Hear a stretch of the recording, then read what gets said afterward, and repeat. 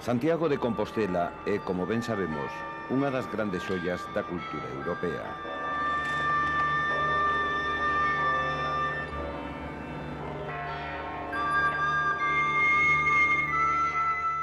Se ao pasear polas súas rúas ou a cubillo dos seus soportais nos preguntáramos polas características da súa arquitectura e as cualidades dos seus espacios públicos, pouco a pouco iríamos descubrindo o que lle dá a este conxunto arquitectónico o seu excepcional carácter. Pero, cales das súas edificacións poderemos considerar como parte da súa arquitectura?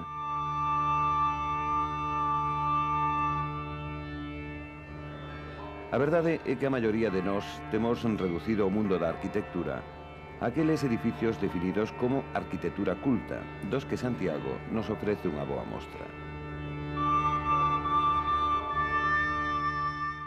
Pero ao seu redor e construindo con eles os espacios da cidade, unha arquitectura de autor descoñecido parece non ter lugar na súa historia. Estas construcións anónimas conformaron ao longo do tempo algúns dos máis fermosos espacios das nosas vilas, sendo posiblemente as prazas os millores exemplos da capacidade de emocionar destas arquitecturas. Hai xa máis dun século, algúns dos máis importantes creadores e teóricos da arquitectura contemporánea, como William Morris ou Le Corbusier, mostraron un especial interese por estas anónimas edificacións. Unhas arquitecturas sen arquitectos, libres de toda intención retórica, concebidas como resultado inmediato dunhas necesidades concretas. O concepto de arquitectura debería abarcar non só as máis monumentais edificacións, senón tamén todas aquelas transformacións do medio natural realizadas polo home para lograr unhas mellores condicións de vida. Desde os camiños, muros ou construcións agrícolas ata a propia vivenda.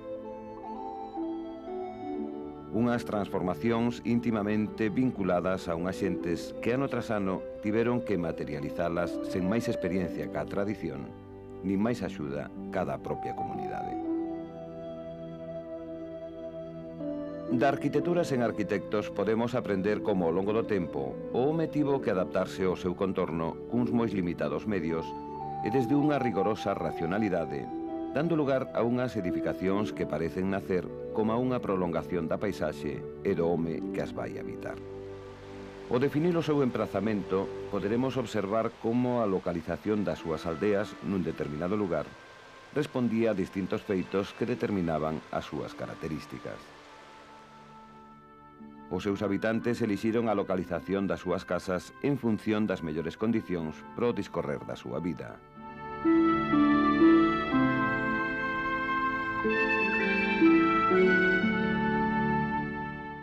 Uns emprazamentos dotados de auga, asollados, abrigados dos ventos. De igual xeito, ao aproximarnos ás súas casas vivenda, son os mesmos factores, uns de carácter climatolóxico e material, e outros de tipo social os que nos poden explicar o porqué das súas peculiaridades espaciais, construtivas ou formais.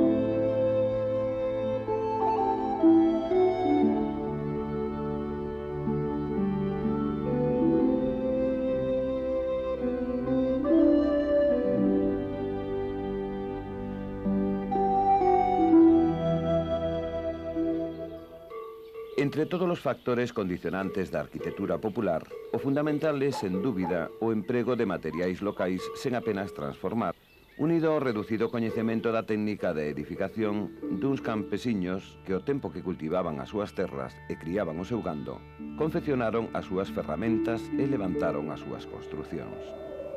Materiais como un barro que o artesán popular transformou en distintos elementos útiles para a súa vida, como a olería ou a tella, introducida en Galicia polos romanos cun uso estendido á totalidade das provincias da Coruña e Pontevedra e boa parte de Ourense.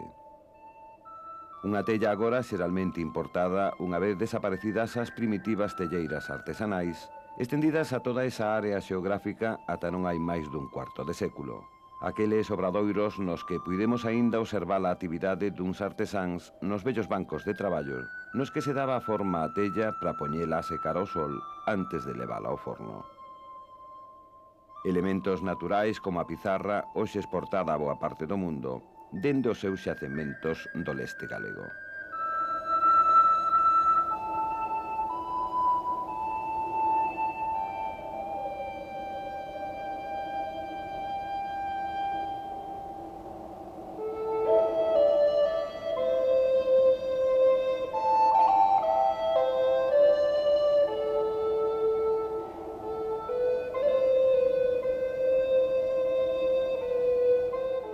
Ao longo do tempo, a pizarra foi manualmente extraída gracias á súa fácil descomposición en follas planas e de pouco espesor.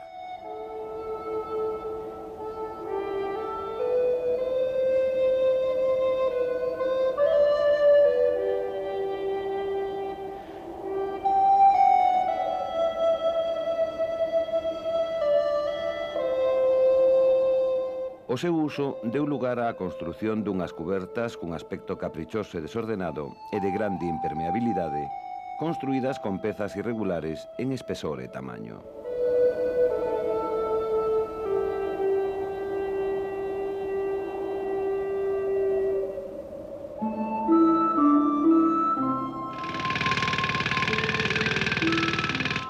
E finalmente, un granito que, dada a súa permanente presencia na nosa xeografía, foi utilizado como a base das súas construcións, propiciando a aparición dun oficio como o de canteiro.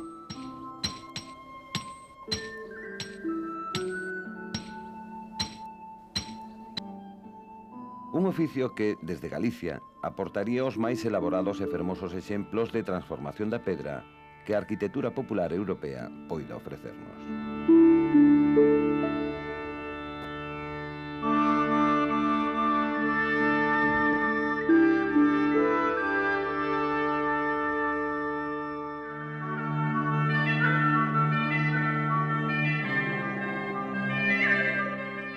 É o seu un proceso de elaboración que, por resultar moito máis complexo que o resto dos utilizados nas construcións anónimas, aparece polo común limitado á arquitectura culta, sen que este feito impida que nas áreas xeográficas cunha rocha de boa calidade, os humildes obradoiros aldeáns dos nosos canteiros continúen aínda hoxe brindándonos a súa frecuente presencia.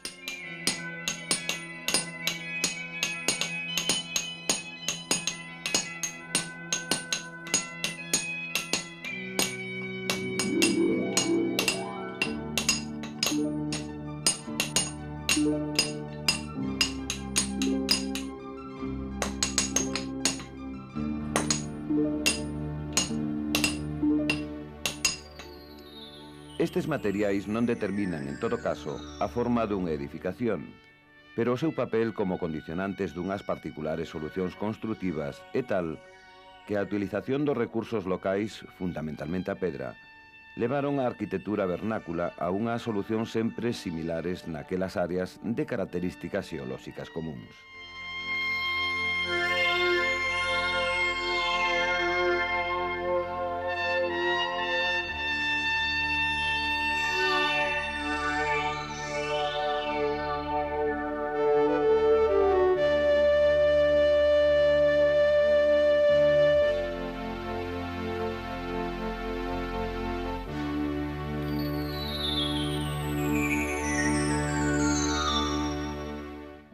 Foi esta unha realidade que habería de supoñer en Galicia a repetición dun conxunto de tipos de casa-vivenda cuns permanentes e similares trazos.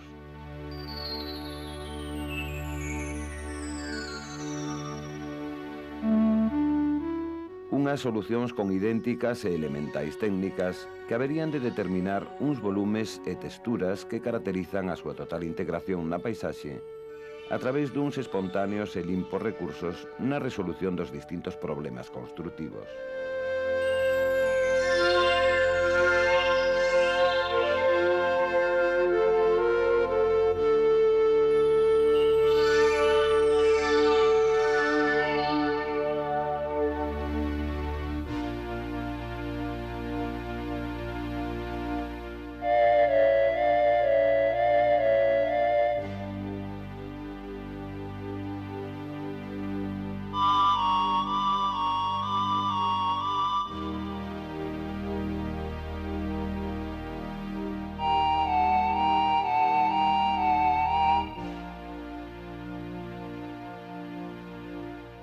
Así, a pedra granítica, de carácter dominante na Galicia Atlántica, ofrecerános a arquitectura máis elaborada, achegándonos coas súas olainas, hórreos, chemineas ou soportais, as máis fermosas mostras dunha cantería dificilmente superable.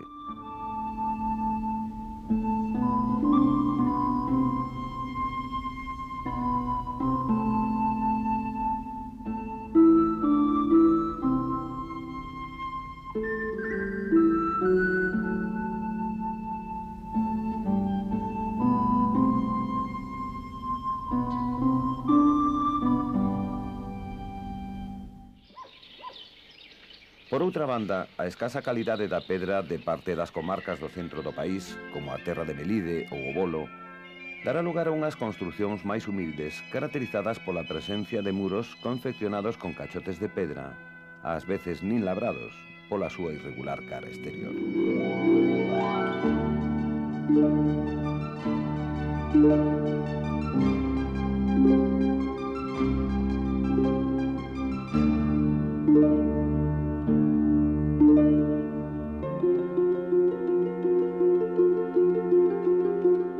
A presencia de formacións xeolóxicas estratificadas na Galicia do Nordeste vai implicar a utilización case exclusiva da lousa en paredes e cubertas.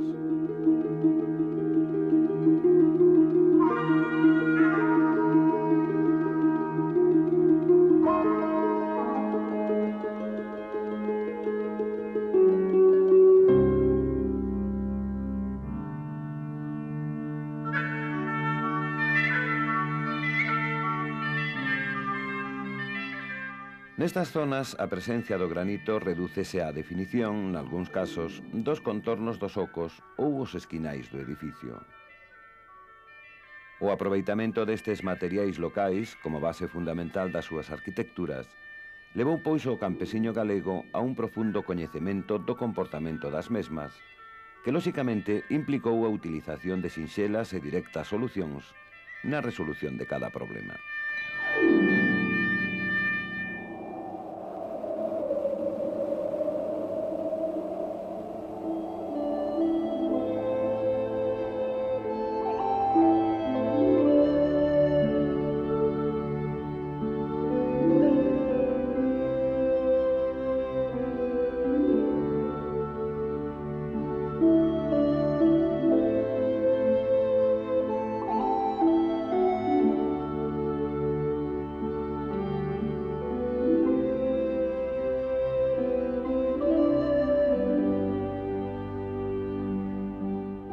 O clima constitúe, por outra parte, un aspecto fundamental entre os que determinan as formas que o home habería de definir para si mesmo.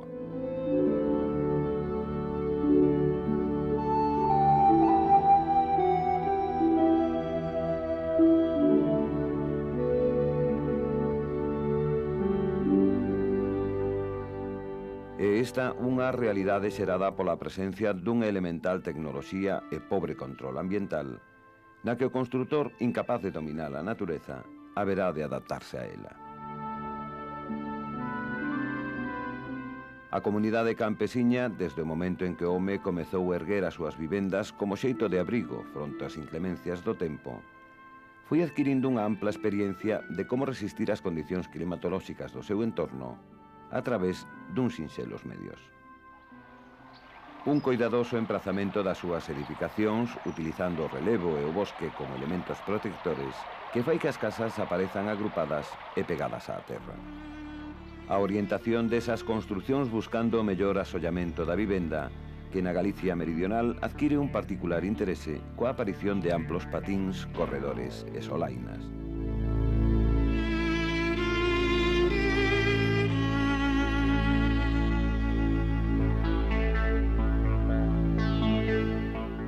O aproveitamento dos materiais máis aptos para cada circunstancia que, como as grosas cubertas de colmo das pallozas, permitan unhas favorables condicións de illamento térmico e impermeabilización.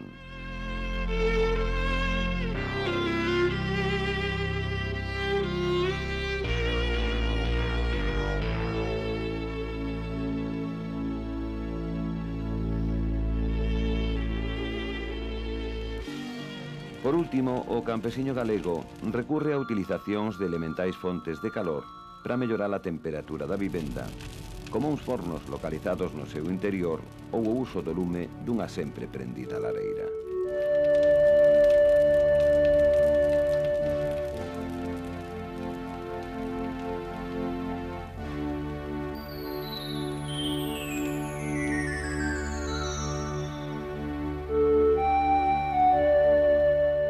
O clima e os materiais ao alcance do construtor determinan pois as peculiaridades construtivas de toda a arquitectura popular. Pero a casa non é tan só unha edificación.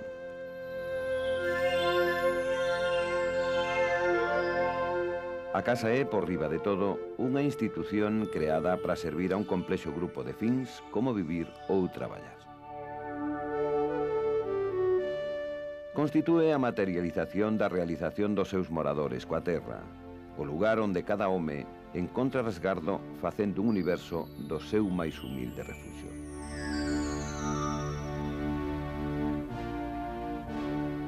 A personalidade do noso pobo, o seu carácter, a súa cultura, así como as características do seu sistema productivo, intervirán decisivamente na conformación do seu escenario vital.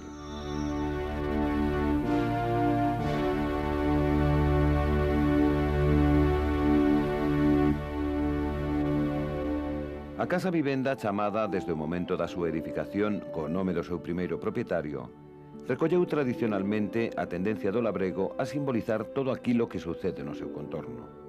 As enfermidades, desventuras, maldicións, eran atributos da casa, pasaban a ser sufridos por ela e así afirmábase, por exemplo, a casa vai para baixo, non os seus moradores.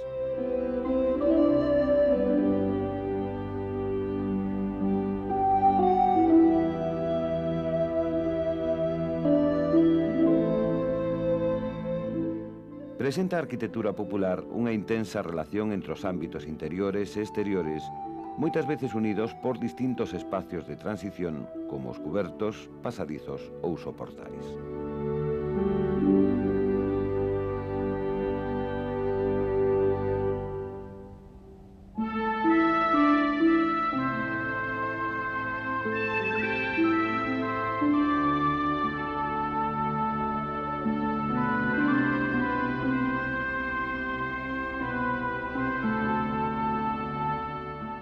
Unha arquitectura na que cada peza depende en gran maneira das demais, facendo que en ocasións poidamos observar o seu interior como un espacio único, no que o lar parece converterse no elemento central da vivenda, o lugar máis en contacto cos seus moradores, facendo que a súa presencia reflicta a súa singular personalidade.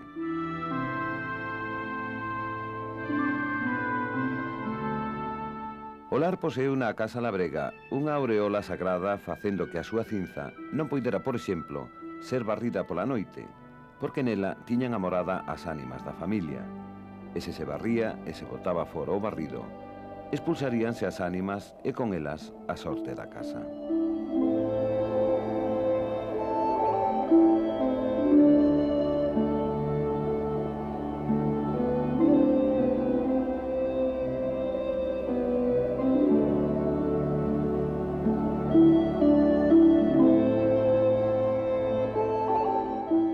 A comprensión da elección dunhas solucións concretas para un determinado tipo de vivenda só poderá ser posible se partimos do coñecemento do modo de produción imperante na economía do labrego que a utiliza e habita. Se ben os espacios arquitectónicos creados polo campesiño responden, como vimos, a toda unha serie de pautas e crenzas culturais que afectan ás peculiaridades da vivenda, na arquitectura rural as actividades agrícolas e gandeiras influen de tal xeito na mesma que, en moitos casos, fan que os espacios destinados a ser ocupados polos seus usuarios aparezan relegados a un segundo termo, praseros pensados para o almacenamento dos produtos do agro e máis a estabulación do gando, os que ocupen o protagonismo. As solucións construtivas, espaciais e formais que o campesiño deu ás súas necesidades dificilmente poderán ser comprendidas se antes non coñecemos os problemas xerados polas características do traballo que ten que realizar na súa casa e nos seus espacios inmediatos, así como os causados pola limitación de medios dunha economía que o levou a unha radical eliminación de todo elemento superfluo.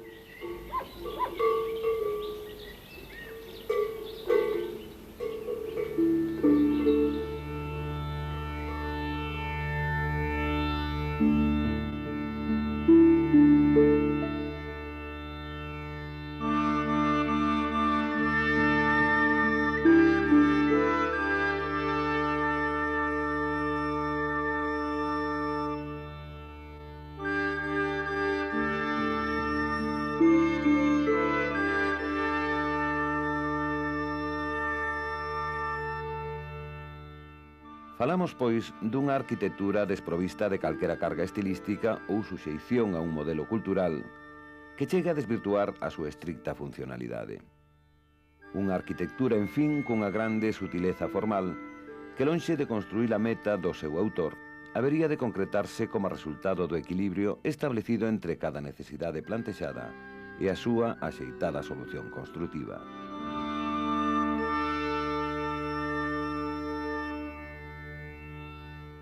A través do tempo, a comunidade galega foi definindo así as súas propias edificacións como directa resposta ás exixencias dos seus distintos factores condicionantes. O descubrir o emprazamento e as características máis aptas para as súas edificacións, o buscar o mellor xeito de aproveitamento dos materiais ao seu alcance para a construción das súas vivendas, ou adaptalas ás condicións características das súas explotacións agrícolas e introducir nelas os distintos elementos simbólicos propios da súa cultura, o construtor anónimo foi respondendo século tras século ás exixencias do seu medio desde unhas solucións cargadas de sensatez.